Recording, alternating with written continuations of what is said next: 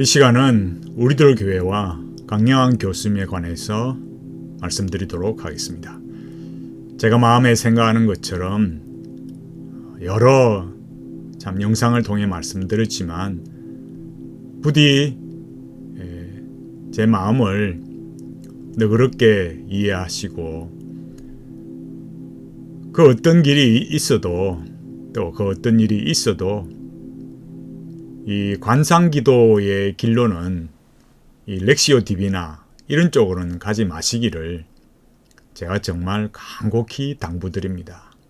그 내용이 무엇인지 오늘 영상을 통해서도 한번 진지하게 생각해 보시고, 제가 이렇게 말씀을 드리는 이유는 저도 옛날에 다 좋다고 배웠지만 알고 보니 그렇지 않더라는 거예요. 저는 참 미약하고 부족하지만 제가 알게 된 것을 여러분들도 알게 되어서 정말 이 기독교 신앙의 바른 길을 가기를 저는 정말 소원합니다. 저를 지금은 이렇게 오해하실 수도 있지만, 그러나 조금만 더 들어보시고 한번 고민을 해보시고 제가 드리는 이 참 내용들을, 제가 말씀드리는 이 내용들을 한 번쯤 다시 한번 재고해 보시고 정말 진지하게 한번 잘 생각해 보시기 바랍니다. 그래서 제가 말씀드린 것처럼 제발 이 렉시오 디비나 관상기도로 이쪽으로는 안 가시기를, 제 마음이 정말 그렇습니다. 그렇게 안 가시기를 간절히 바라는 마음으로 이 영상을 또 만들게 되었습니다. 자료를 보겠습니다. 제목은 우리들 교회와 강영환 교수라고 붙였고, 외부 강사 설교에서 가을에 읽는 전도서 강영환 교수 2022년 10월 2일자. 이것이 렉시오 디비나입니다. 아니 이게 무슨 렉시오 디비나입니까? 이렇게 생각하실지 모르겠지만 이게 정말 많은 분들이 잘 모르고 있는 렉시오 디비나입니다. 이게 왜 렉시오 디비나인가? 정말 우리들 교회 성도들은 강영환 교수가 말한 이 가을에 읽는 전도서, 또 오전 오후에 이런 내용을 통해서 이런 내용들을 아마 제 생각에는 잘 모르실 것 같아요. 좀 잘 구분해 보시고 가셨으면 좋겠습니다. 어떤 분들이 그러시더라고요. 어떻게 이것이 렉시오 디비나입니까? 또 우리 목사님이 그런 거 안 합니다. 이렇게 말씀을 하시더라고요. 왜 전도서이고 일상의 삶이겠습니까? 이 내용 중에 강영환 교수님께서 강의한 것 중에 하나가 다음과 같은 것입니다. 제롬의 수도원적 삶을 이렇게 말했어요. 그러면서 루트가 일상의 삶을 이렇게 가치를 평가하는데 혁명을 일으켰다. 그러니까 우리의 삶은 뭐냐? 하나님 주신 산물이다. 또 산물의 선물, 이렇게 말했습니다. 저기 오타 같은데 선물이다, 산물이다, 이렇게 말한 거죠. 강영환 교수님께서 말씀하시는 그럼 이 렉시오 디비나 이런 게 뭔가? 그 실체를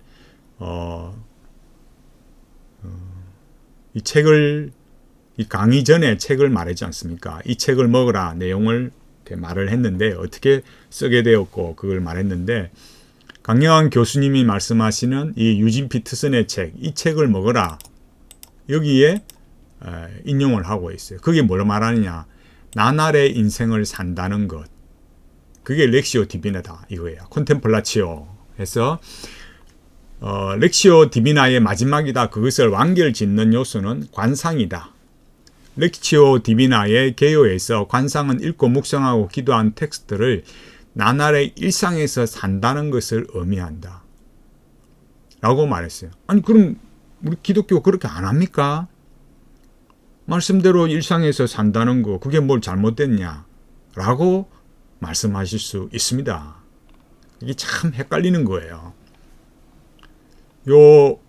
강영환 교수 인용한 강영환 교수님이 인용한 유진 피터슨의 책 바로 옆에 187페이지는 뭐가 있느냐면 이 부분 제가 저 뒷부분에도 말씀드릴 건데 가져오면 너무 거리가 멀어서 제가 여기 타이핑만 안 하고 제가 사진을 찍어서 제가 이렇게 왜냐하면은 구체적인 증거니까 제가 이게 줄을 끄면서 다 이거 읽었잖아요. 너무 놀래가지고 그냥 괜히 그냥 줄을 막 끄은 게 아니고 읽다가 너무 놀랍고 너무 충격적이었던 거였어요. 여기에 말하는 거 이집트의 사막의 교부들 쭉 이렇게 말하면서 여기에 나오는 사람들이 신비주의가들이거나 로만 가톨릭 영성가들이에요. 이 관상을 말하는 관상의 마지막 단계가 뭐냐면은 무념무상의 세계에서 신인 합의를 하는 겁니다. 여러분 여기서 제가 뒤에도 말씀드리겠지만 토마스 머턴 한번 찾아보십시오. 그냥 제가 계속 말씀을 드리면 그건 목사님이 생각이지요. 당신 생각이지요. 그렇게 생각할 수도 있잖아요. 인터넷에 토마스 머턴 불교, 선불교 한번 검색을 해보십시오. 제 말이 제가 막 말씀드리는 것보다 한번 확인해 보시는 게 좋잖아요. 그냥 뭐든지 카드라가 아니라 확인해 보면 요즘은 인터넷에 다 공개되어 있지 않습니까? 자료들이 좋은 자료들을 확인할 수 있는 거예요. 레이 융겐이 뭐라 하느냐? 신비주의와 손잡은 기독교 여기 95페이지에서 이렇게 제가 요 다른 데도 계속 인용했습니다. 계속 인용했는데 정말 저 안타까운 마음으로 말씀을 드리는 거예요. 머턴의 신비 경험을 뭐라 합니까? 동양의 종교에서 나타난 영을 믿는 자 그 자신을 그리고 비슷한 신비가로 만들었다. 머턴의 통찰과 동양 종교의 통찰이 너무나도 똑같기 때문이다. 태국에서 열린 종교 간의 대화에서 머턴이 뭐라 했습니까? 나는 불교, 힌두교 그리고 이 위대한 아시아 신비 전통에 열려 있음으로 해서 우리가 우리 자신의 기독교 전통의 가능성을 좀 더 배울 수 있는 놀라운 기회를 얻는다고 믿습니다. 여기 말하는 이 기독교는요. 로만 가톨릭이에요. 프로테스탄트가 아닙니다. 그 다음에 관상기도만이 이러한 신학적 견해의 총매임을 알라 그렇게 말하면서 머턴의 전기 작가 중에 한 사람이 뭐라 했다고요? 머턴이 동양으로 간 이유 뭐냐? 머턴의 신앙 전통, 이거 말했잖아요. 가톨릭이란 말했잖아요. 머턴의 신앙 전통이 가톨릭이라고요. 그 뿌리가 관상기도이고, 그죠? 그 가톨릭은 그에게 관상의 동양에 합당한 지혜의 길을 깨닫는데 영적인 준비, 관상기도를 해주었다. 이게 무슨 말이겠습니까? 로만 가톨릭이 그 동양의 이 동양의 영성, 그죠? 동양의 영성으로 가는 그 지혜로 가는데 영적인 준비를 해 주었다고요. 그러니까 이렇게 레이융겐의 말을 들으면 여러분 얼마나 충격입니까? 이 말이 지금 어마무시한 거예요. 무슨 말입니까? 로만 가톨릭에서 배운 그 관상기도가 동양의 영성으로 가는 그냥 과정이었다 이거예요. 기초 단계. 동양의 영성이 뭡니까? 훨씬 더 고차원적이다 이거죠. 문제는 뭐겠습니까? 제가 앞서 말씀드리는 것처럼 여기에 이 유진 피터슨의 이 책을 먹어라. 여기도 이 책에 나오는 내용도 이렇게 제가 이렇게 보면은 머턴이라는 게 여러분 확인할 수 있잖아요. 제가 일부러 사진을 찍었어요. 시간이 걸려도 그냥 타이핑만 하면 그냥 혹시나 제가 자의적으로 뭘 이렇게 좀 왜곡시켜서 타이핑한 것처럼 그렇게 보일 수 있잖아요. 그래서 사진을 일부러 찍고 출처를 밝힌 거예요. 근거 없이 말하면 안 되지 않습니까? 그리고 무엇이 문제라고요? 강영환 교수님께서 읽는다는 것에 대해서 말하고 시작했다라는 거예요. 그 읽는다는 그 핵심이 뭐라고요? 렉시오 디비나요. 여러분, 렉시오 디비나는요, 이 습득적 관상기도의 단계예요. 관상기도를 제가 고신의 변절 관상기도에서 말씀드렸듯이 관상기도는 크게 주부적 관상기도, 습득적 관상기도 이렇게 구분해요. 렉시오 디비나는 뭐냐? 습득적 관상기도예요. 그 주부적은 뭐냐? 하나님께서 주이고 우리는 수동적으로 반응하는 부가적이다. 주부적. 습득적은 뭐냐? 관상기도에 이르는 위해서 도구를 사용하는 거예요. 그러니까 도구, 우리 같으면은, 그러니까 우리가 지금 여기 제가 지금 말씀드린 거, 우드를 교회와 강영환 교수에도 말씀드렸듯이 성경 읽는 거 말했잖아요. 그러니까 성경을 읽는 것도 하나의 뭡니까? 도구가 되는 거죠. 나중에 주부적 관상기도는 뭐냐면은 이제 호흡이나 만트라를 통해서 한 단어를 계속 반복하면서 이 무념무상의 세계로 들어가서, 근데 거기에는 접신이 일어나는 거죠. 그 무념무상의 세계에서 영적인 안내자와 만나서 신인 합의를 이루는 거예요. 그때는 여기 도구를 사용한다. 이게 없어요. 왜? 그럼 부정의 방법, 인간의 어떤 도구를 다, 이성이나 이런 작용을 다 끊어진 상태, 그걸 보통 뭐랍니까? 침묵이라 하잖아요. 그러니까 우리는 전에 몰랐지만 침묵 기도 이런 거 좋은 거 아니에요. 여기 그 도구라는 게 뭡니까? 읽기, 묵상, 기도, 관상. 그래, 이 마지막 이 관상의 단계에 오면 어떻게 되느냐? 이제 그런 무념무상의 세계, 소위 이제 신과 합이라는 단계, 그렇게 되는 거예요. 이 습득적 관상 기도가 렉시오 디비나 곧 읽기라 그래요. 그래서 이게 중요합니다. 습득적 관상기도로 시작해서 주부적 관상기도로 끝납니다. 한국에 관상기도 하는 분들 여러 분이 있어요. 그 중에 박노열이라는 분이 있습니다. 박노열 목사라 그래요. 이분은 관상기도가 뭐라 합니까? 거룩한 독서로부터 시작되었다. 그렇게 말하면서 뭐예요? 그게 이 관상기도가 깊어지면 관상의 상태, 거룩한 독서의 마지막 단계라 하잖아요. 여러분, 이런 글이 그냥 예를 들어서 뭐 박노일 목사님 이분만의 견해다 이런 게 아니고, 이런 글은 얼마든지 그 근거 자료로 확보할 수 있는 거예요.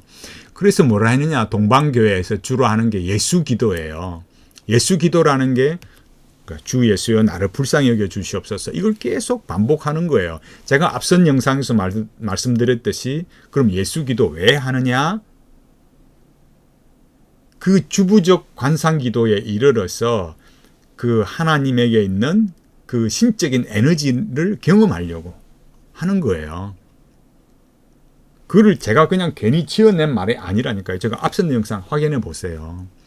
그래서 여기 뭐랍니까? 박노열 목사도 습득식 관상기도, 주부식 관상기도. 그러니까 여기는 식이라 이랬지만은 주부적, 습득적 이렇게 볼 수 있는 거죠. 그래서 관상기도는 뭡니까? 내면적 욕구를 버리고 결함들, 이걸 정화라 하잖아요. 정화. 이 정화. 정화 과정을 거쳐서 관상에 이르는 거. 이런 걸 말하고 있어요. 이 박노열 목사 뭐라 합니까? 박노열 목사. 거룩한 독서가 관상기도의 시작이다. 그리고 이걸 뭐라냐? 이걸 베네딕트 수도원의 관상의 전통이라고 말했어요. 박노열 목사가 또 뭐라 하냐면은 17, 19세기는 관상의 암흑기라 그래요.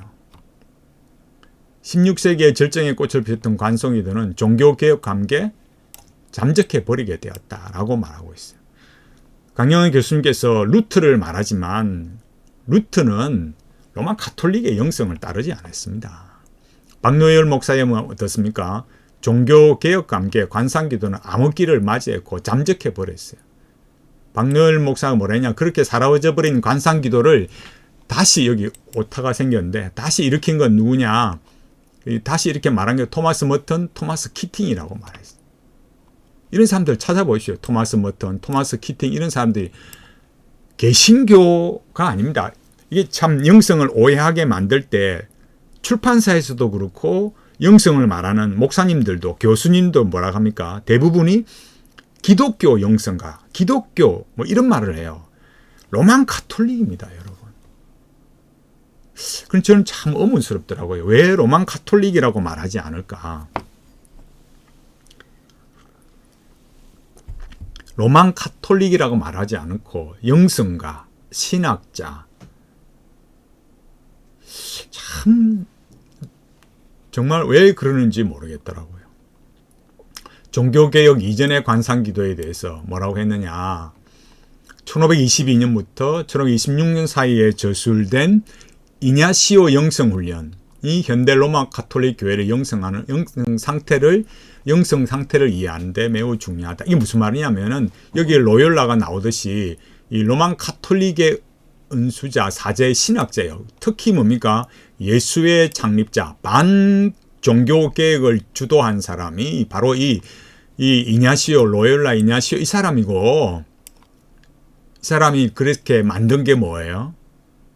렉시오 디비나 관상기도다 이거예요. 그게 이냐시오 영성 수련이라는 거예요.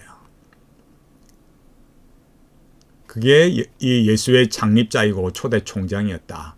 분명히 말하잖아요. 예수의 카톨릭 개혁, 예수의 창립 멤버였던 이냐시오는 1541년 8일 예수의 초대 총장으로 선출되었으며 포교 활동을 통해 교황에게 봉사하였다. 그래서 뭐예요? 일상에서 로욜라가 하는 게 뭐냐? 일상에서 하나님의 임재를 추구하는 거. 이런 관상기도를 뭐라 한다고요? 습득적 관상이라 한다고요. 근데 뭐 우리가 이런 거 배웠습니까? 그냥 뭐 믿음 생활 잘하고 뭐 하나님 앞에 살아가려고 애쓰고 그런 거 생각했지. 뭐 우리가 사실 이런 일이 뭐 우리 교회에 그러니까 내가 이 기독교 이 신앙 안에 이런 게 들어올 줄 어떻게 알았어요? 너무너무 우리가 쉽게 생각하고 참 이렇게 설마 우리 교회 안에 설마 기독교 안에 안 그렇습니다. 그게 지금 이 기독교 현실이에요. 박명열 목사가 렉시오 여기도 오타가 있는데 렉시오 디비나에 대해서 뭐라고 말했습니까? 거룩한 독서 렉시오 디비나는 뭐예요? 수도원 환경에서 발전된 관상기도의 방법이다. 이 수도원이라는 게 뭔데요? 이 교회입니까? 아니에요. 수도원 공동체. 아까 앞서 강영환 교수님 말했잖아요. 그 중세 수도원이 뭡니까? 그러니까 중세 수도원 제롬 이야기하면서 이 일상의 영성에 대해서 말했듯이 이 중세 수도원이라는 게 이 발전된 관상기도라는 게 이 수도원의 영성이라는 게 바로 이 관상기도가 핵심이었다 이 말이에요. 그 다음에 여기에 뭐가 있느냐? 고독과 침묵의 과정이 있다. 우리가 이렇게 말하면 제가 이렇게 말하면 아니 내가 언제 관상기도 말했나? 나는 렉시오 디비나 말했다.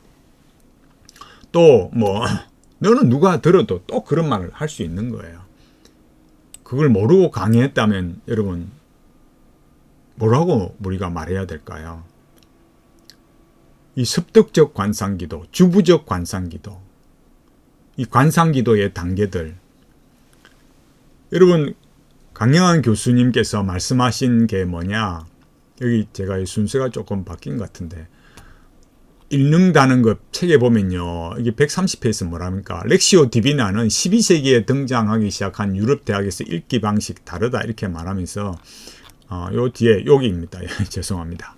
렉시오 디비나 요 카르투시오 수사 기고 2세의 독서법 이렇게 말하면서 렉시오 디비나의 표준 그것이 유진 피터슨에게 이렇게 왔다. 이렇게 말하고 있는 거예요. 제가 다시 돌아오겠습니다. 이 순서가 조금 이렇게 되어서 죄송합니다. 여기 그래 이 강영환 교수님이 말씀하시는 이 기고 2세가 누굽니까? 기고 2세가 카르투시오 12세기 수도원장이다. 그래 기고 2세가 하느님과 높이 이렇게 높은 일치의 단계를 올라가는 영적 단계, 읽고 묵상하고 기도하고 관상하는 거. 그럼 그 렉시오 디비나의 목적이 뭐냐? 하느님과의 일치라는 거예요. 독서라는 게 이렇게 물론 성서를 주의 깊게 연구한다 이렇게 말하지만은 그것은 시작이고 나중에 뭐예요? 관상은 그 마음에 하나님께 올려져서 그런 연합의 단계로 거기에 머무는 단계가 되는 거예요. 이거를 자료를 성 베네딕토 외관 수도원 홈페이지에서 가져왔어요. 강영환 교수님이 읽는다는 책에서 뭐라 합니까? 이 기고 2세가 말한 수도사의 계단 이걸 말하면서 여기는 제가 말씀드린 게 요 이제 여기 스콜라직 방식과 렉시오 디비나와 다르다 이렇게 말하면서 제가 여기 이미지를 갖다 붙이면서 요거를 순서가 좀 바뀌었는데 앞에 요거하고 좀 제가 저도 이거 뭐 다른 거 한다고 바쁘다 보니까 이게 순서가 좀 그래 됐는데 양해해 주시기 바래요.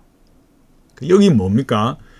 여기 렉시오 디비나는 스콜라적 읽기하고 다르다 이거예요. 그러니까 논증하는 스콜라적 그 읽기라는 것은 여기 말하듯이 논리를 가지고 주장하거나 생각을 논박하는 방식이기 때문에 비판적 읽기죠.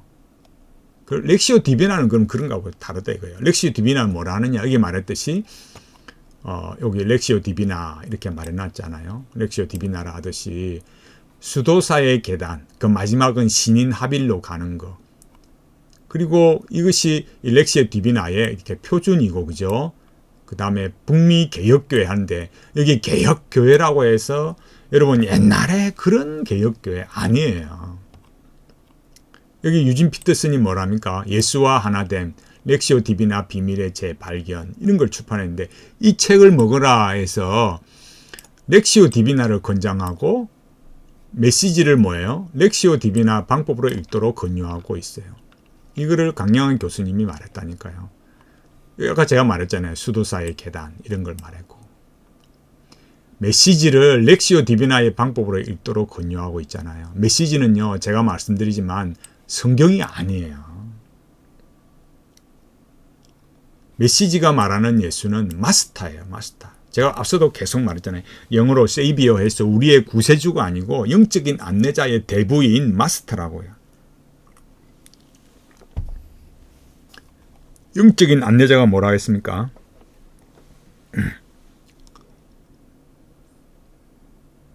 접신할 때 일어나는 거예요. 그 접신의 과정에서 그 신과 이렇게 연결하는 안내자, 매개자가 뭐냐? 마스터예요, 마스터. 강영한 교수님께서 읽는다는 것에서 이 책을 먹으라 페이지를 이렇게 정확하게 이렇게 요 점 딱 찍어가지고 별표 해가지고 여기는 점으로 나와있지만 별표 이렇게 되어 있거든요. 이 책을 먹으라 186페이지 되어 있습니다. 그 옆에 아까 제가 처음 앞에 말씀드렸잖아요. 187페이지 무슨 내용이 있느냐. 여기에 나오는 사람들이 뭐라고요? 신비주의 영성가 아니면 로만 가톨릭 영성가예요. 신비주의가가 아니면. 제가 앞서 말씀드렸듯이 제가 여기 대해서 일일이 다 말씀드리면 그건 당신 생각이고 이렇게 말씀하실 수 있잖아요. 여기 나오는 이름들을 이 화면을 딱 멈추시고 핸드폰으로 찾으시든지 뭐 컴퓨터로 찾으시든지 인터넷에 한번 검색을 해 보십시오. 정말 아까 제가 앞서서 말했듯이 토마스 머턴 이런 사람들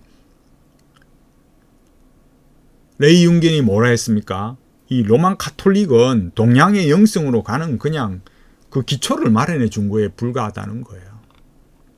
한번 직접 찾아보십시오. 그런데 또 보면 놀라운 거는요. 강영한 교수님은 한스 우르스 폰 발타자르를요. 그냥 스위스의 한스 우르스 폰 여기 오타 났는데 이게 폰 발타자르입니다. 이게 제가 치다 보니까 오타가 났는데 여기 보세요.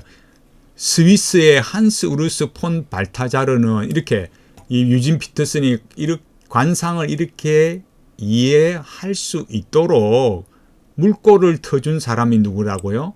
한스 우르스 폰 발타자르다 이거예요. 그런데 여기 유진 피터슨은 뭐라 했습니까? 여기 뭐라 했는데요. 가톨릭 신학자 폰 발타자르.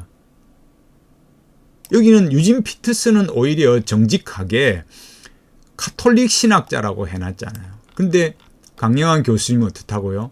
스위스의 한스 우르스 폰 발타자르. 지금 여러분 잘 보십시오.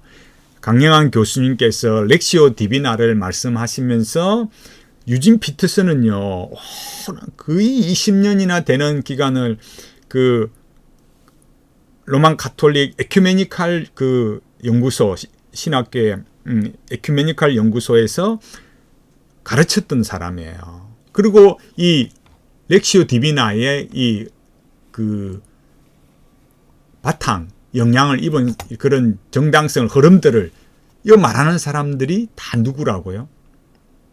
신비주의 영성가, 로만 가톨릭 영성가 이런 사람이라는 거예요. 그런데 그 중에 한 사람이 누굽니까? 분명히 유진 피터슨은 가톨릭 신학자라고 하는 정직하게 말했는데도 오히려 그 정직하게 말했다고 해서 유진 피터슨이 맞다는 게 아니라 이 책에는 그랬는데 강영환 교수님은 스위스의 한스 우르스 폰 발타자르 이렇게 말했어요. 왜 강영환 교수님께서는 로마 가톨릭 신학자라고 말하지 않았을까요? 여러분, 참 제가 이 책 한번 보겠습니다. 제가 책 돌아와서 시간이 조금 걸려도 양해해 주십시오. 여기 신을 모르는 시대의 하나님 이 책에 보면 이 칼바르트를 말하면서 쭉 뒤에 이어서 말을 하고 있어요. 그러니까 칼바르트의 신학을 아주 높이 사고 있습니다. 그러면서 여기 144페이지에 뭐라 하는지 아세요? 영성 신학자로 유명한 헨리 나우엔이 이 그림에 대해 당자의 기환이라는 매우 아름다운 책을 썼습니다. 이렇게 말했어요. 요즘 기독교 교수님들, 목사님들 중에서 렘브란트 이야기하는 분들, 고호 말하는 분들이 참 많아요. 자꾸 늘어가는 거예요. 뭐 유명한 사람들이 그런 걸 말하니까. 근데 여기 뭡니까? 제가 말씀드리고 싶은 건 뭐예요? 유진 피터슨도 분명히 가톨릭 신학자로 가톨릭이라고 말하고 있는데 강영환 교수님은 그 로만 가톨릭인 걸 밝히지 않았어요. 여러분, 렉시오 디비나를 말하는데 그 근거들이 다 누구라고요? 신비주의 영성과 신인 합의를 추구하는, 그리고 로만 가톨릭마저도 동양의 영성으로 가는 밑거름에 불과했다. 그건 기초 단계였다. 이렇게 말하는 토마스 머튼 이런 사람들 로만 가톨릭 영성가예요. 그리고 여기 144페이지도 뭐라고요? 헨리 나우엔을 로만 가톨릭 사제라고 말하지 않고 여기 뭐라고 했습니까? 영성 신학자로 유명한 헨리 나우엔 이렇게 말했다는 거예요. 왜 로만 가톨릭이라고 말하지 않았을까요? 제가 다른 데서도 말씀드렸지만은 제가 이 칼바르트에 경도된 강영환 교수님의 중요한 이 내용 중에 한 가지 알아야 될 거. 여기 224페이지 뭐라 하느냐. 창세기 1장 3장을 말하면서 여기 225페이지에서 이렇게 제목 자체가 이래요. 과학적 진술이 아니라 신학적 문서다. 이렇게 말해요. 그러니까 과학적 문서가 아니라는 건 결국 뭘 말해요? 역사적 사실이 아니라는 거예요. 그러니까 쉽게 말해서 신학적 내용, 그런 통찰력, 삶의 원리로 우리에게 주는 교훈만 찾으면 된다. 그게 이 시대의 신학이에요. 정체를 강영환 교수님께서 어떤 신학적 입장을 가지고 계시느냐, 이런 걸 우리가 잘 봐야 된다는 거예요. 제가 꼭 한 말씀 드리고 싶어요. 왜 여러분 기독교여야 됩니까? 이렇게 강영환 교수님이 말씀하시는 이런 내용들, 렉시오 디비나 말씀하시는데 그 바탕들이 이렇게 신비주의 영성가고 로만 가톨릭이고, 또 로만 가톨릭마저도 결국은 뭐예요? 동양의 지혜, 동양의 영성으로 가는 그냥 밑그림 과정, 초보에 불과한 것이라고 말하면서 이렇게 렉시오 디비나를 말하는데, 그럼 여러분 왜 기독교여야만 할까요? 그냥 로만 가톨릭 하면 안 됩니까? 말은 여러분 그렇잖아요. 말은 이렇게 예수 십자가 막 하나님의 말씀, 큐티 이런 거 말하지만 실제로는 어떻느냐 이거예요. 들어가 보면 그 근거를 말하는 내용이 뭡니까? 로만 가톨릭이에요. 신비주의 영성이에요. 여러분, 제가 너무 과하게 말씀드리는 것 같습니까? 제가 앞서 말씀을 드렸듯이 한번 진지하게 한번 찾아보십시오. 여기 나오는 이 사람들, 요 이름 있잖아요. 베르나르 버나드, 토마스 머튼, 트라피스트, 클레르보, 아빌라의 테레사, 이런 사람들, 폰 발타자르, 이런 사람들 한번 찾아보십시오. 제가 과하게 말씀을 드리는 건지 아닌지 아실 수 있을 거예요. 분명하게 확인될 거예요. 박렬 목사가 뭐랍니까? 13세기에 관상기도 태동기에 평신도 수도사 기고가 뭐래요? 이런 걸 통해서 구체화시키고 클레르보의 베르나도는 뭡니까? 하나님의 사랑을 경험하는 거다. 이 말은 그게 다 합의를 말하는 거예요. 마이스터 에카르트는 뭡니까? 인간의 내면에 불꽃이 있다는 거예요. 그 제가 말하듯이 신성한 내면 아이가 있는 거죠. 유진 피터슨이 뭐라 했는지 아십니까? 요것도 제가 타이핑하다가 다시 사진을 찍었어요. 오해할까 싶어서. 여러분 오해하시면 안 되잖아요. 제가 근거를 여러분에게 구체적으로 정확하게 보여드려야 되지 않겠습니까? 여기 뭐라 했습니까? 고의이건 실수이건 관상의 삶을 수용하기를 거부하면 우리는 사탄의 거짓말의 매개체가 될 위험에 처하게 되며 이렇게 말했어요. 이게 무슨 말입니까? 여러분 관상기도 안 하면 여러분 사탄의 거짓말의 매개체가 되는 거예요. 시간이 많이 지나서 좀 보면은 너무 여러분 충격적인 말이지 않습니까? 이거를 렉시오 디비나 그 정당성을 가져오기 위해서 기고 2세 유진 피터슨을 이렇게 강영환 교수님이 말씀하셨는데 그 유진 피터슨이 말하는 그 수많은 신비주의 영성과 로만 가톨릭 영성과 그리고 뭐라고요? 그 유진 피터슨이 말하는 그 관상의 삶을 거부하면 뭐라 된다고요? 사탄의 거짓말의 매개체가 된다. 이런 분이 이 강영환 교수님께서 우리들 교회에 강의를 했다고요. 제가 지금 소위 말해서 이번 총회에 언급됐듯이 제가 맥락도 모르고 지금 제가 말씀드리고 있습니까? 유진 피터슨은 그렇게 말씀의 육화를 표현한 사람, 그러니까 말씀의 육화, 이런 말을 쉽게 말해서 그 일상의 영성이 없으면 안 된다. 일상을 살아가는 거, 관상기도는 일상을 살아가는 거다. 그걸 뭐라고 말했습니까? 습득적 관상기도. 그게 대표적인 사람이 에카르트다. 에카르트는 뭐라고요? 인간의 내면에 신성한 불꽃이 있다는 사람이다라는 거예요. 성경은 우리에게 뭐라고 가르치는데요? 인간은 죄인이라고요. 그런 불꽃이 없다고요. 에카르트 어떤 사람이냐? 자기 변증을 통한 인간 신합의를 말한 사람. 그 방법이 뭐예요? 관상기도예요. 그럼 그렇잖아요. 강영환 교수님이 6장에서 우리들 교회의 성경 읽기와 묵상 방법 이렇게 말하면서 뭐라고 말했냐 이거예요. 잘 생각해 보세요. 아까 제가 말했잖아요. 어떤 분이 이렇게 아니 우리 목사님 언제 관상기도 했습니까? 목사님 참 왜 그렇게 말씀하십니까? 이렇게 말하는 거예요. 그 강영환 교수님 뭐랍니까? 김양재 목사는 이렇게 기도하라고 권합니다라고 하면서 이렇게 말하는 거예요. 말씀해 주옵소서 듣겠나이다. 강영환 교수님은요. 읽기와 묵상의 단계에서 이걸 말했어요. 삼중 읽는 방식 이런 걸 말했어요. 이 부분에 와서는 강영환 교수님께서 관상기도와 전통적인 우리가 일반적으로 말하는 성경 읽기와 혼합이 되어 있습니다. 혼합이 되어 있다고요.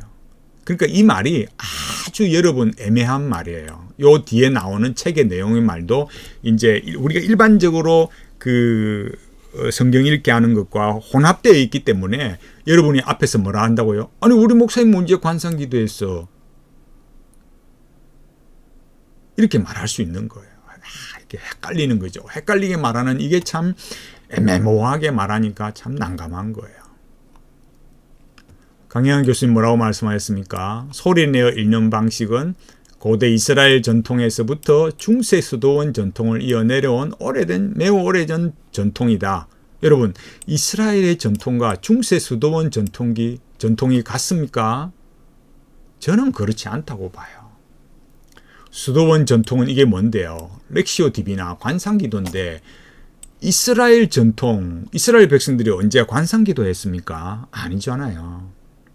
제가 말씀드리고 싶은 건 그거예요. 우리가 인생을 살면서도 그렇고 신앙생활 하면서도 그렇고 목회도 그렇고 교회도 그렇고요. 내가 하는 일을 누구로부터 정당성을 부여받느냐 이게 중요한 거예요. 이 정당성이 중요한 거죠.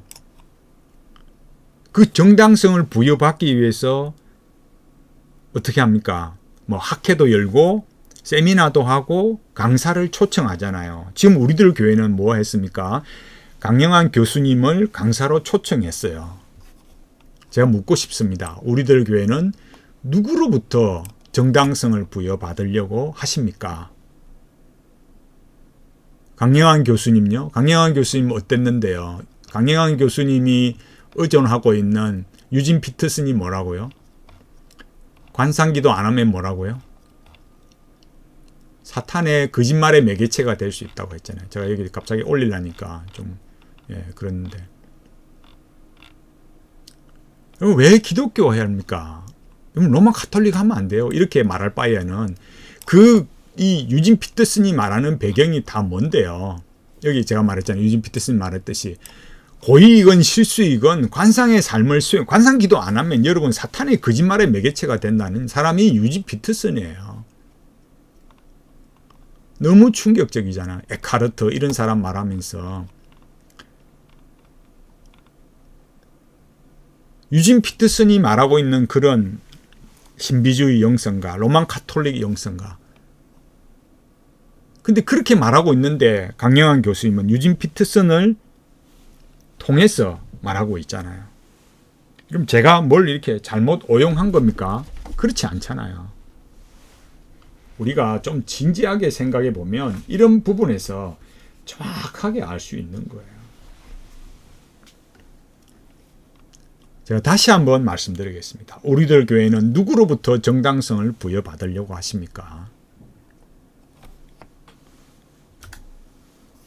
우리들 교회와 강영환 교수 지금까지 살펴왔습니다. 제가 이렇게 말씀을 드리는 게 참 부담스러우실 줄 압니다. 저도 참 몰랐습니다. 왜요? 가르쳐 주시는 분들이 다 좋다고 했으니까. 헨리 나우엔도 좋다. 리차드 포스도 좋다. 좋다고 가르치니까 맞는 줄 알았죠. 심리학도 좋다. 뭐 이것도 좋다. 저것도 딱 나중에 정말 알게 되는 건 정말 하나님의 은혜예요. 처음 이 영상을 보시거나 또 앞에서 보셨을지라도 또 추가된 것도 있고 또 반복되는 것도 있지만 정말 제 이야기를 한 번쯤 진지하게 한번 생각해 보시면 좋겠어요. 제가 시작할 때 말씀드렸잖아요. 다른 뭐 어떤 그런 것보다도 물론 뭐 다른 거는 허용이 된다 이런 뜻이 아니고요. 정말 이 렉시오 디비나 관상기도 이런 길로는 가지 않으셨으면 좋겠어요. 정말 제가 너무너무 간곡하게 부탁을 드리고 싶습니다. 제가 말씀드리는 내용들을 한 번쯤 진지하게 이렇게 생각해 보시고 이 기독교 신앙의 이 좋은 길을 지켜가는 우리 모두가 되기를 간절히 바라겠습니다.